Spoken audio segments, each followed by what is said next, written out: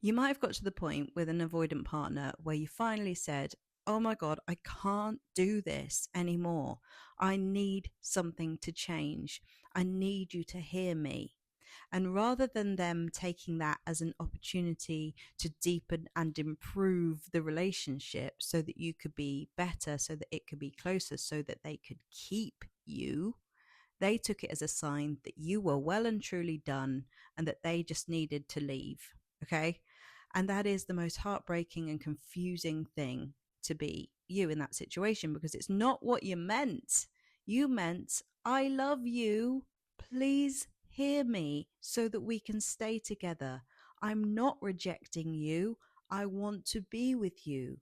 But all I need is this adjustment. All I need is for you to sit with me in this experience of me being hurt, me having experienced something in a negative way that maybe you didn't mean, but still, please let me talk about it. Please hear me." That's what you were trying to say. And it wasn't a threat to the relationship if they had been in the healthy mindset of, okay, we have a difference in opinion here, something is miscommunicating, we need to talk about it so that we can overcome it. I want to be close to this person. But avoidance find that really hard because it means being accountable to their actions, and that triggers a deep sense of shame within them. That triggers a deep sense of "I'm not good enough."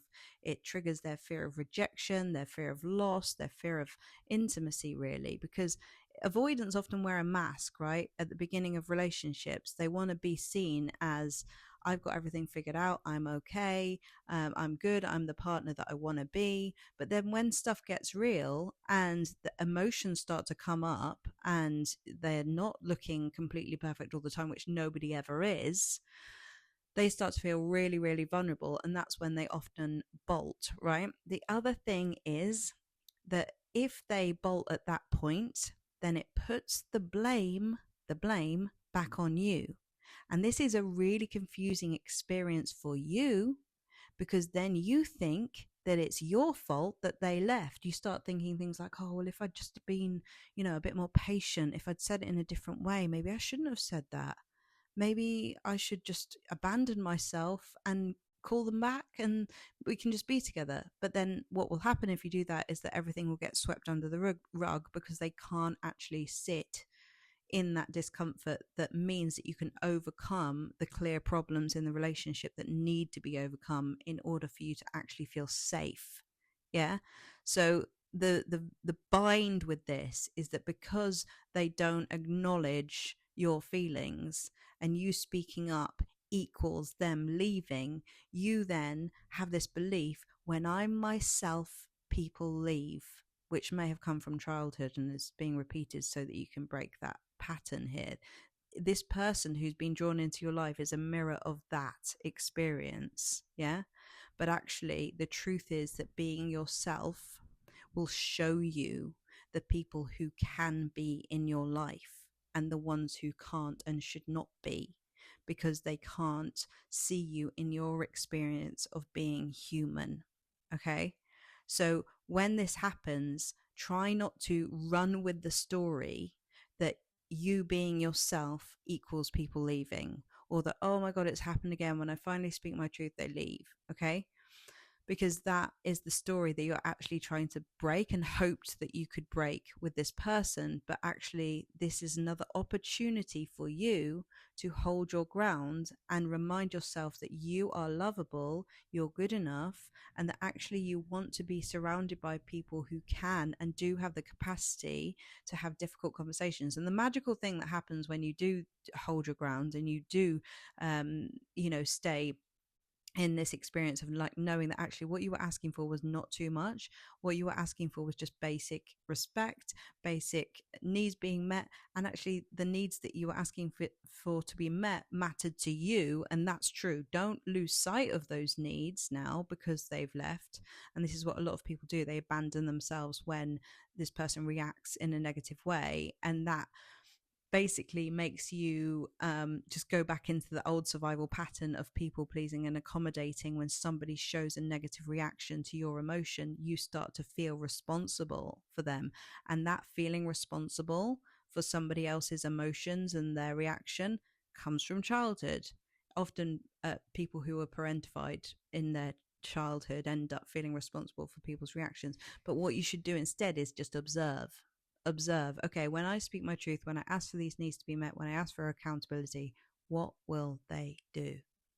Yeah, that's your healing. That's your healing actually taking place in real time, because then you're able to look at this person and go, like, I'm going to give them a minute. Let's see if they can regulate and come back to me and have an honest conversation about this. If they can, green light. We're good to go. We'll carry on. I'll give this person the benefit of the doubt this time, this one time, and then we'll continue. If this repeated pattern keeps happening over and over again, where they dismiss you, they dismiss that, they dismiss anything that matters to you, and you start to feel erased as a person, that is not a you problem.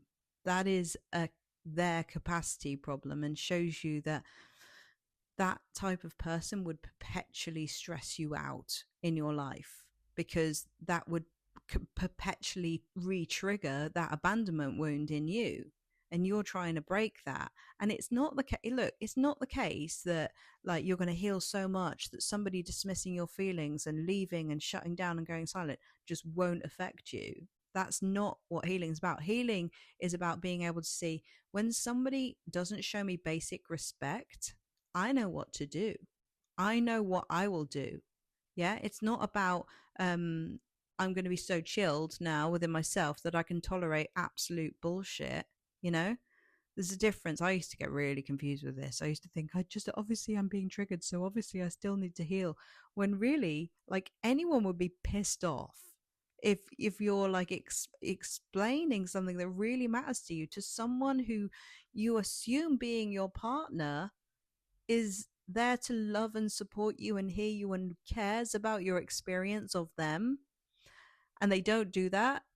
That's really disorientating and very confusing to be in a dynamic like that. And essentially, you're not with an adult there, you're with an unhealed child, you know?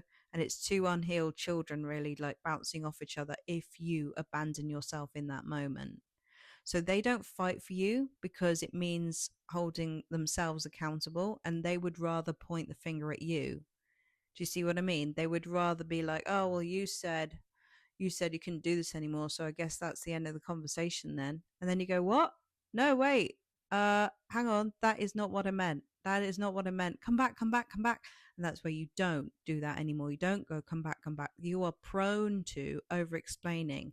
You are prone to chasing at this point, because they have literally ripped the attachment into shreds at this point. And you're like, ah, what?